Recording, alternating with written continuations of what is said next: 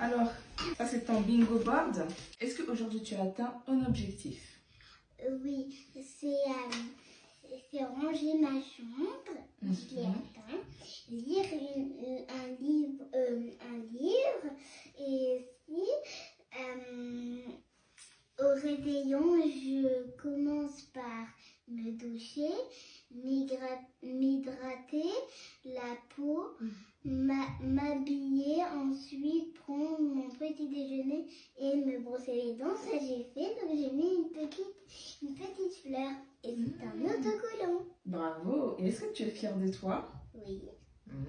Qu'est-ce que ça t'a appris aujourd'hui en faisant toutes ces actions? Est-ce que ça t'a permis de te rendre plus forte, de te rendre plus intelligente, de te rendre plus organisée? Qu'est-ce que ça t'a appris aujourd'hui, ces actions que tu as mis en place? Ça m'a appris à être plus organisée. Organisée? Oui. Ok. D'accord, c'est très bien. En tout cas, ton tableau il est magnifique. Bon, maintenant, je vais te lire l'histoire.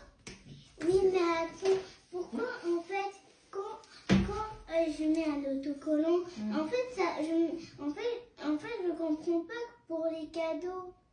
Comment ça se passe? Je comprends pas avec ça. Mais les actions que tu mets en place, c'est pour avoir des cadeaux ou c'est pour devenir meilleur? C'est quoi le plus important? Devenir meilleur? Ben voilà, donc pourquoi tu te préoccupes des cadeaux? Les autocollants que